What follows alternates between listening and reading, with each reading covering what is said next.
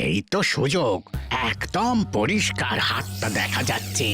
এবার আমার শিল্পী হাতের কাজটা দেখাই।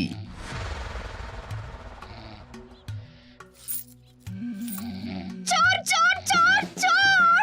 কোথায় কোথায় চোর? আমার গলার হার টেনে নিয়ে পালালো। এই তো কদিন আগে গড়িয়ে দিলাম। যাও না, গিয়ে চোরকে ধরো। ওই তো দেখা যাচ্ছে। এই বেটা দাঁড়া বলছি, হাতে পেলে না পিঠ গরম করে ছেড়ে দেবো। হাতে এলে তো এই এই এই বেটা দাঁড়া বলছি। এই বেটা দাঁড়া বলছি, দাঁড়া দাঁড়া দাঁড়া বলছি।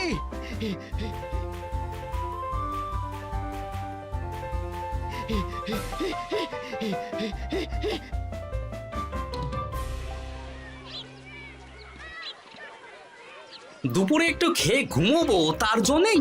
দাদু খেলতে চলো খেলতে চলো। কি দাদু, প্রস্তুত তো? হ্যাঁ হ্যাঁ প্রস্তুত প্রস্তুত।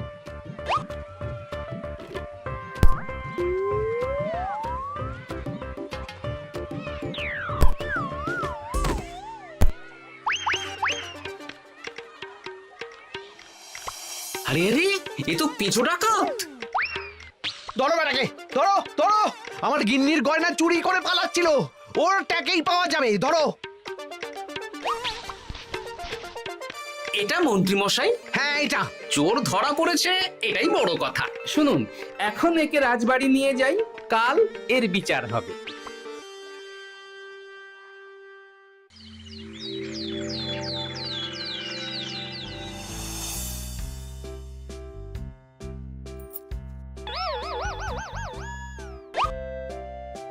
এতদিন গোপাল বুদ্ধি দিয়ে বাজিমাত করত, এবারে তো সাহসিকতার মাধ্যমে ভয়কে জয় করে পেঁচো ডাকাতকে ধরেছে।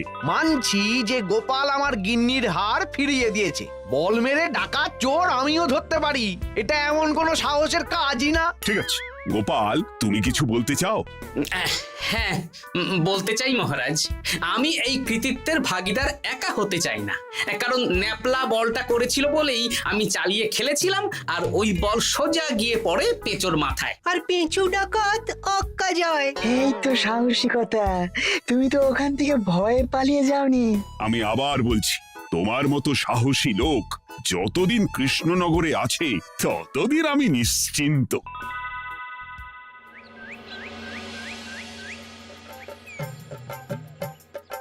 বলি সারাদিন আমি সংসার ঠেলছি আর আরেকজন খাচ্ছে দাচ্ছে ঘুরে বেড়াচ্ছে। গিন্নি, তুমি কি আমার কথা বলছো? আমি আর কার কথা বলতে পারি শুনি? না, আমি ছাড়া তোমার আর কেউ নেই, তুমি ছাড়া আমারও আর কেউ নেই। এই নাও সখী, শুধু তোমার জন্য। কি সুন্দর ফুলের তোড়া, এটা আমার জন্য এনেছো? হ্যাঁ গো, তুমি কি আমার উপর রাগ করে আছো গিন্নি? তাহলে বলো, অন্য কাউকে দেব? এই এই এই, আমি ছাড়া আর কাকে তুমি ফুলের তোড়া দেবে শুনি? না, ভাবলাম তুমি হয়তো রাগ করে আছো। না না না না, ও কিচ্ছু না। এই তো বাইরে গরম না, এই তুমি বসো বসো, আমি শরবত করে দিচ্ছি।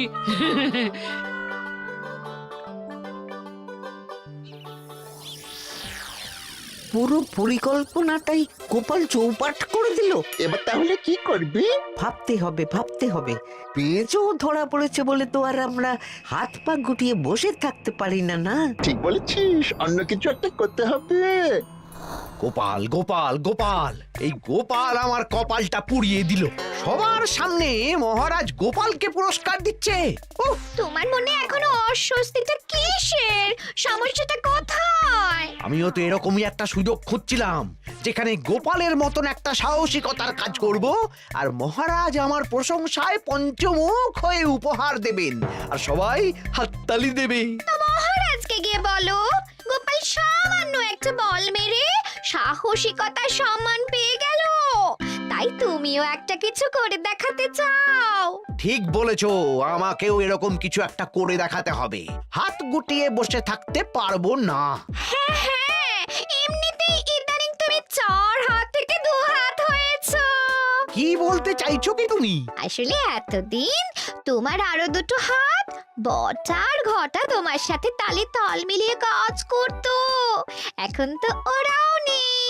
নেই না, ওই আপদ দুটোকে বিদেয় করে দিয়েছি। হ্যাঁ, দিন দিন লোভ বাড়ছিল, জীব লম্বা হয়ে যাচ্ছিল। বেশ, তাহলে কালকে মহারাজকে বললো তোমার মনের কথা। কালকেই বলবো।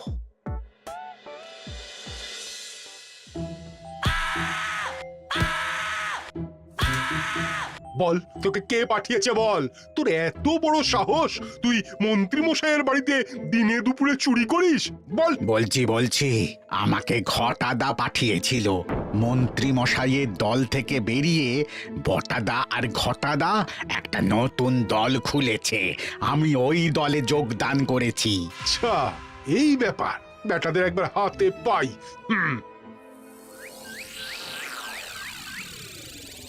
বটা বটা আমাদের খুব সাবধানে থাকতে হবে কিন্তু। কেন রে, কি হলো?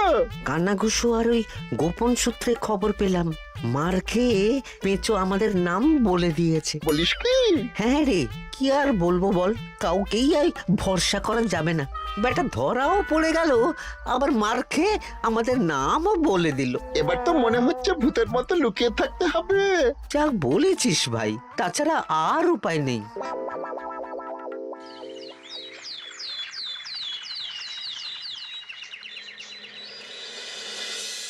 মহারাজ, আজ আমি সুবিচার চাই মহারাজ। কেন মন্ত্রী মশাই, আপনার উপরে আবার অবিচার কখন হলো? হ্যাঁ মন্ত্রী, তুমি কি সুবিচার চাইছো বলো? আমাকে সাহসিকতা দেখানোর সুযোগ দিলে আমিও গোপালের মতন ওরকম ঢের ঢের উপহার আনতাম। আচ্ছা, সুযোগ কি বলে কয়ে আসে? সেসব আমি জানি না। আমিও ছোটবেলায় অনেক সাহসিকতার কাজ করেছি, তবে কোনো পুরস্কার পাইনি। আর গোপাল কিছু করলেই ওকে আপনি উপহার দিয়ে দেন। তা তুমি কি সাহসিকতার কাজ করেছিলে ছোটবেলায়? আমি একবার মামার বাড়ি গেছিলাম, তো একদিন মামার বাড়িতে হঠাৎ ডাকাত পড়ে। তাই দেখে আমি কয়েকটা ঢিল নিয়ে মামার বাড়ির পেয়ারা গাছে গিয়ে উঠে পড়ি।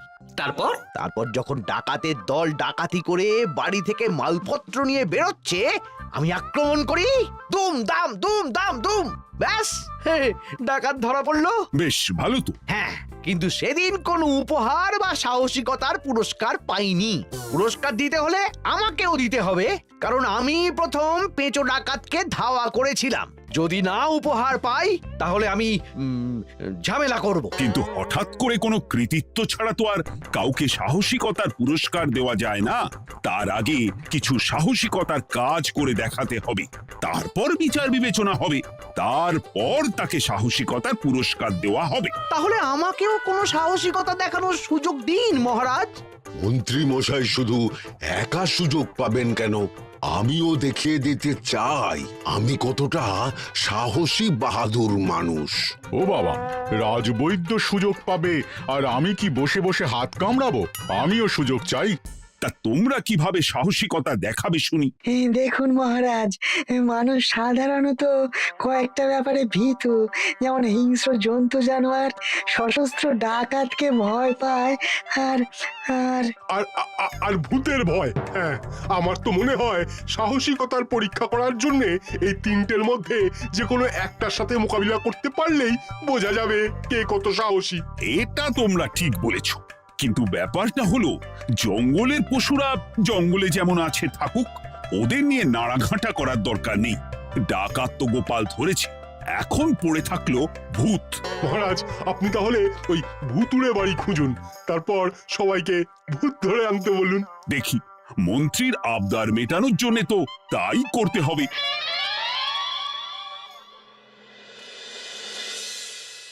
আজকে এটা কি রান্না করেছো বলো তো? ছোলা আর আলু দিয়ে তরকারি, ঝটপট খাবারটা খেয়ে নাও তো দেখি। হ্যাঁ, আচ্ছা, ছোলা আলুর তরকারি দিয়ে শুকনো রুটি খাওয়া যায়? হ্যাঁ, বেশি বায়না না করে যা রান্না হয়েছে তা খাও তো বাপু, খেয়ে গায়ের শক্তি বাড়াও। কদিন পরে তো ভূতের সাথে লড়াই করতে হতে পারে। হ্যাঁ, ধুর ভূত, হ্যাঁ, ওসব ভূত প্রেতে আমি ভয় পাই না, বুঝলে?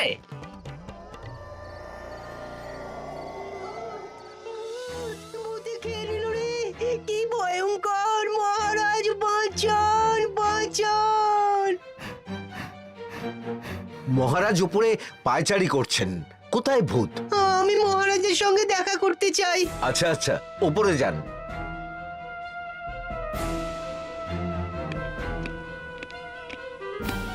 কি হয়েছে সভাকবি? রাতের বেলা হঠাৎ আর তোমার চোখ মুখের অবস্থা এরকম কেন? মহারাজ, কৃষ্ণনগরে ঘাটপাড়ের ভূত আমার সর্বস্ব লুট করে নিয়েছে মহারাজ। ধুর, কি যা তা বলছো তুমি? সত্যি বলছি মহারাজ, আমি আমার একটা কাজে নদী পেরিয়ে ওই পাড়ে গিয়েছিলাম। একটু আগে এই পাড়ে এসে নৌকো থেকে নেমে ঘাটের সামনে থেকে একটা গরুর গাড়িতে উঠি। তারপর কিছু দূর আসতেই একটা পোড়ো বাড়ির সামনে গাড়োয়ান গাড়ি থামিয়ে বলে আর যাবে না। আর কারণ জিজ্ঞেস করতেই গাড়োয়ান আমার দিকে মুখ ফেরায়। রে বাপ রে বাপ, কি কঙ্কাল সার হাড় হিম করা মুখ! আমি তো অজ্ঞানী হয়ে যাই।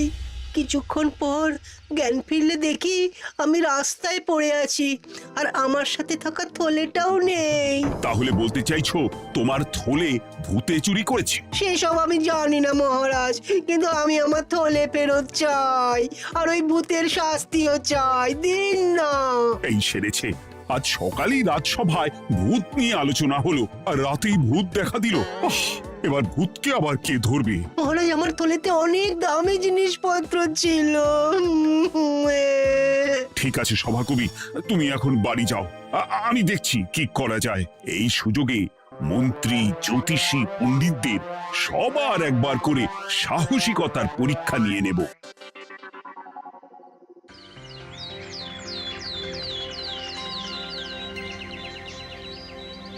এই তো তোমরা সবাই চলে এসেছো। মহারাজ, আমার মনে হচ্ছে আপনি কোনো কথা বলার জন্য উদ্গ্রীব হয়ে আছেন। গতকাল আমার সব লুট করে নিয়েছে ভূত। কোথায়? কোথায় ভূত? সভাকবি, কোথায় ভূত? মন্ত্রী মশাই, বাড়িতে গিয়ে আয়নার সামনে নিজের মুখটা দেখুন, দেখতে পাবেন। গোপাল, খুব খারাপ হয়ে যাচ্ছে কিন্তু। ওসব খারাপ ভালো পরে হবে। আর মন্ত্রী, বৈদ্য, জ্যোতিষী, তোমরা কালকে বলছিলে না তোমরাও সাহসিকতা দেখানোর সুযোগ চাও? তাই ভূত ধরে দেখাতে পারলেই তোমাদের আমি পুরস্কৃত করব। কিন্তু মহারাজ, ভূত কোথায় পাওয়া যাবে? গতকাল রাতে ঘাট পাড়ি এক গাড়োয়ানের গরুর গাড়িতে চাপতেই তোমরা ভূত দেখতে পাবে। প্রথমে মন্ত্রী, বৈদ্য, জ্যোতিষী, তোমরা চেষ্টা করে দেখো। যদি ভূত ধরতে না পারো তখন গোপাল যাবে, আর যে বা যারা ভূত ধরে আনতে পারবে তাকে বা তাদেরকেই আমি পুরস্কার দেব। আমার কারো সাহায্য লাগবে না মহারাজ, কিন্তু আপনি এত করে যখন বলছেন, না হয় বৈদ্য আর জ্যোতিষীকে নিয়েই যাব। দেখবেন আমরাই ভূত ধরে আনবো। আমরা বীর, আমরা সাহসী। ওসব ভূত ধরা গোপালের কম্য নয়।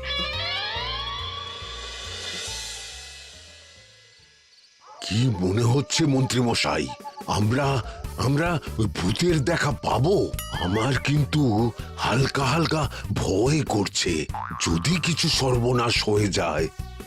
আরে এসব ভূত প্রেত কিচ্ছু নেই। এত ভয় পেলে চলবে না রাজবৈদ্য মশাই। ভূত ধরতে পারলেই পুরস্কার, শুধু ভগবানের নাম গান করুন। ওই তো একটা গরুর গাড়ি দেখা যাচ্ছে।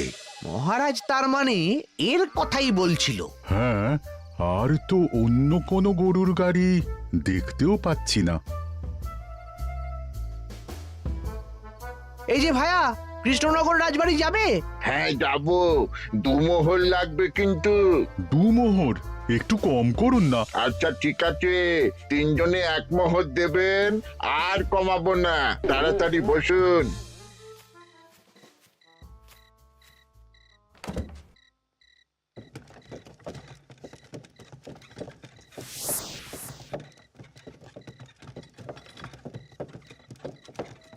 দূর দূর দূর, এতক্ষণ কোনো ভূতই নেই।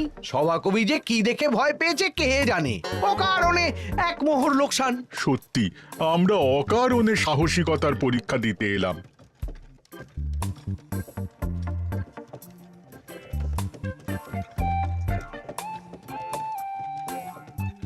কি এই, এটা কোন রাস্তায় ঢোকাচ্ছ? আরে রাজবাড়ি তো এইদিকে না। এটাই তাড়াতাড়ি যাওয়ার রাস্তা।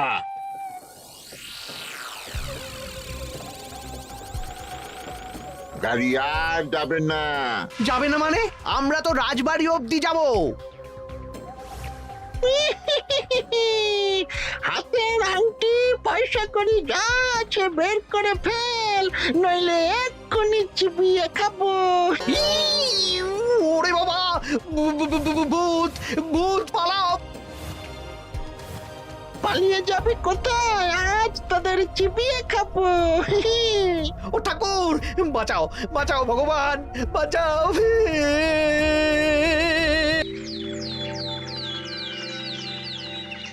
মহারাজ মহারাজ, আমাদের লুট করে নিল, ভূত আমাদের সর্বনাশ করে দিল, বাঁচান!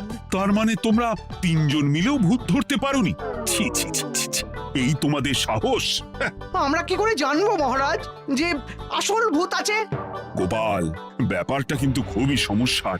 এরকম পর পর রাতে দুটো ভুতুড়ে ঘটনা হলো। তুমি দেখো না, যদি কিছু করতে পারো। আচ্ছা মহারাজ, দেখছি।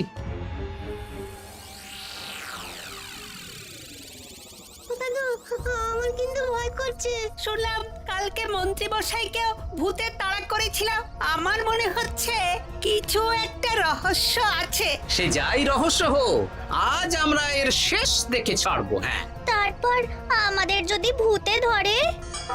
তোরা কোনো চিন্তা করিস না, সব ওষুধ আমি এই থলে করে নিয়ে এসেছি। হয়তো ঘাটের কাছে একটা গরুর গাড়ি দেখা যাচ্ছে। ভাই, দক্ষিণ পাড়া যাবেন? হ্যাঁ যাবো, 2 মোহর লাগবে। বেশ, চলো চলো। এত রাতে তো গরুর গাড়ি রাস্তাঘাটে চলে না, তাই বাধ্য হয়ে ঘাটের এদিকে এলাম।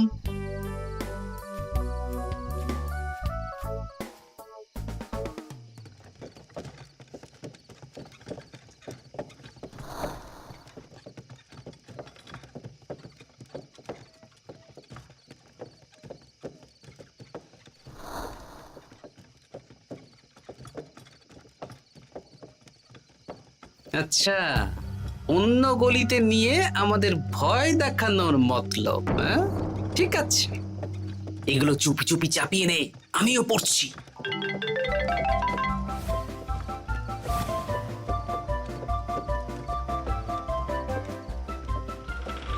আর গাড়ি যাবে না। সাথে যা আছে সব দে, নইলে চিবিয়ে খাবো। তাই কে রে, তোকে সব দেব? ভূত বাঁচাও বাঁচাও! তুই কি ভেবেছিস? তুই নকল ভূত সেজে লোকেদের ভয় দেখাবি, আর আমরা চুপচাপ বসে থাকবো? তোর পাপের ঘোড়া পূর্ণ হয়েছে, আজ কেউ তোকে বাঁচাতে পারবে না। এবার মজা সামলা। চলে গেল রে, চলে গেল রে, সাড়ে সব চলে গেল। কি চুল করছিস ঘরটা? তুই আয়। চলে গেল রে, চলে গেল রে, সাড়ে সব চলে গেল। এই ঘটাকে ডাকছিস মানে? তুই মানুষ বটা। ওরে বাবা রে, বাঁচা! তোদের ধরে নিয়ে যাব, কাল সকালে বিচার হবে।